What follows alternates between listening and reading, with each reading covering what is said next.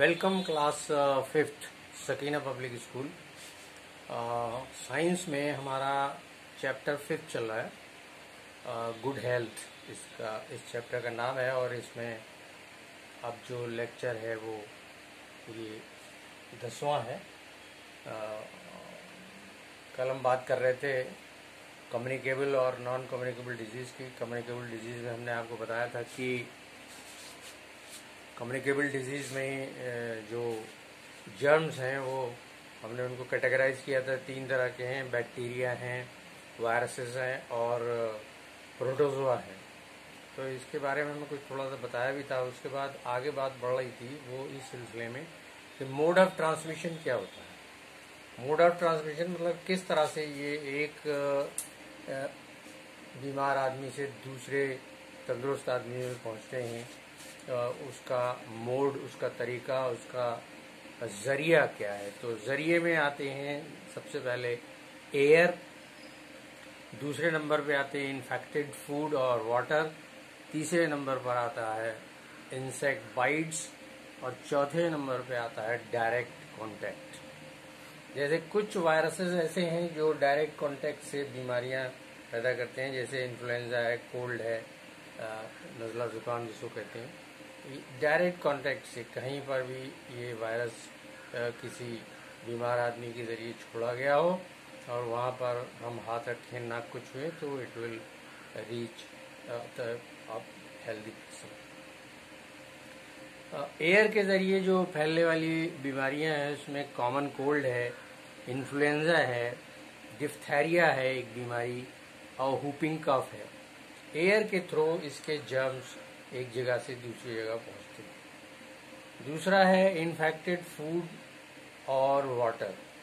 अगर पानी और खाने में पहले से ही इन्फेक्टेड ऑर्गेनिज्म, इन्फेक्शन फैलाने वाले ऑर्गेनिज्म पहुंच जाएं और उसी पानी को हम इस्तेमाल करें, उसी खाने को हम खाएं, तो नेचुरली हम बीमार हो जाएंगे।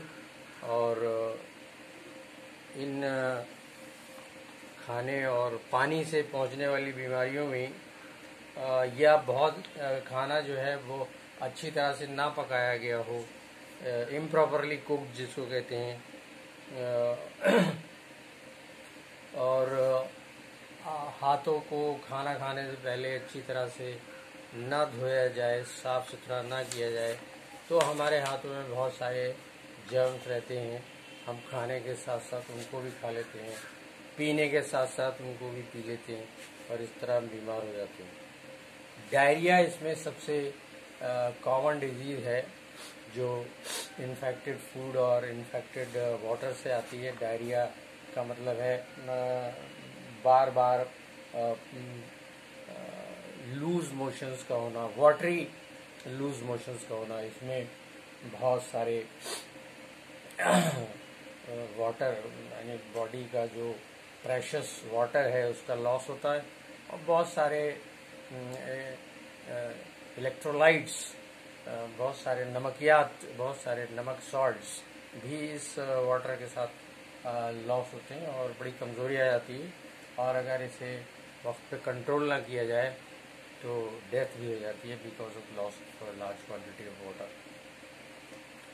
इन्फेक्टेड फूड के अलावा जो बीमारियां हैं वो इंसेक्ट बाइट से होती हैं, जैसे मॉस्कीटो बाइट।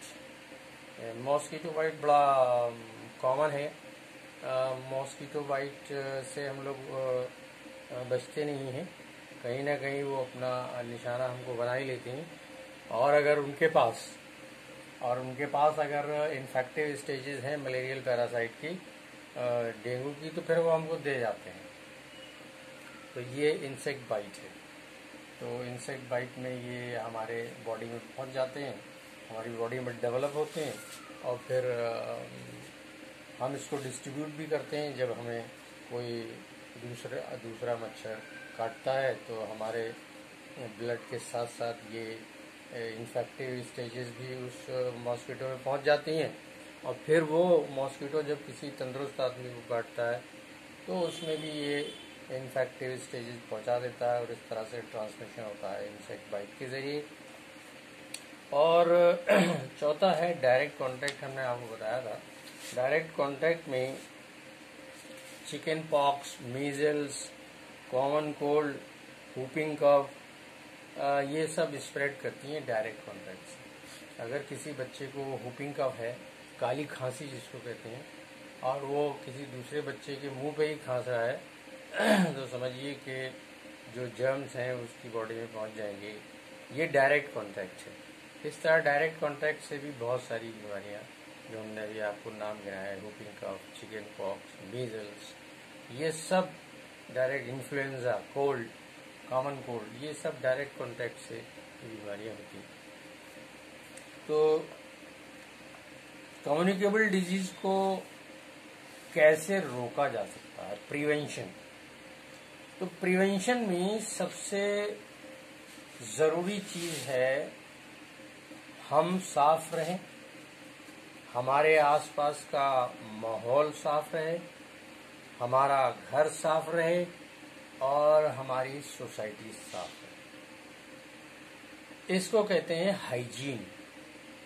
चीजों हम लोग करते क्या है, कूड़ा घर से साफ करेंगे और बाहर डाल के आ जाएंगे, या नाली जो है वो बाहर सड़क पर खोल देंगे ताकि उससे गंदा पानी जो है बाहर चला जाए। लेकिन वो बाहर भी तो जमा हो रहा है। तो वो जब जमा होगा तो सबसे पहले तो एक एक्वेटिक हैबिटेट तैयार होगा जो बहुत सारे इंसेक्ट्स के लिए बड़ा मददगार होगा, उनके पनपने के लिए, उनके डेवलपमेंट के लिए। जैसे अगर स्टेगनेंट वाटर है, अगर आपके घर के बाहर पानी जमा है, रुका हुआ है, स्टेगनेंट है, स्टैंडिंग है, तो उसमें मच्छर बहुत मज़े से अंडे देते हैं, क्योंकि उन्हें मालूम है ये पानी बह के कहीं जाएगा नहीं और उनके बच्चे जो है आखिरी स्टेज तक, यानी डेवलपमेंट की स्टेज तक पहुंच जाएंगे। तो ऐसे stagnant water they become the best habitats for the mosquitoes. कूड़ा पड़ा है तो फिर वो अगर नहीं उठ रहा है तो मक्खियां वहां अंडे अपना दे रही हैं, पनप रही हैं। तो इस तरह से हाइजीन को बहुत ज़रूरी समझा गया, यानी हम अपनी साफ सफाई रखें और हम अपने आसपास का माहौल साफ रखें, अपना घर साफ रखें, ये हाइजीन है। तो इसके लिए डिसइंफेक्टेंट, कुछ ऐसे केमिकल्स आते हैं जो इन्फेक्शन को बढ़ने से रोकते हैं, डिसइंफेक्टेंट कहलाते हैं, इनका इस्तेमाल करना चाहिए। और घरों में ऐसा हो कि वेंटिलेटेड रूम्स हों, घरों में वेंटिलेशन अच्छा हो, हवादार कमरे हों, सूरज की रोशनी भी आती हो, अंधेरा ना पड़ा रहता हो,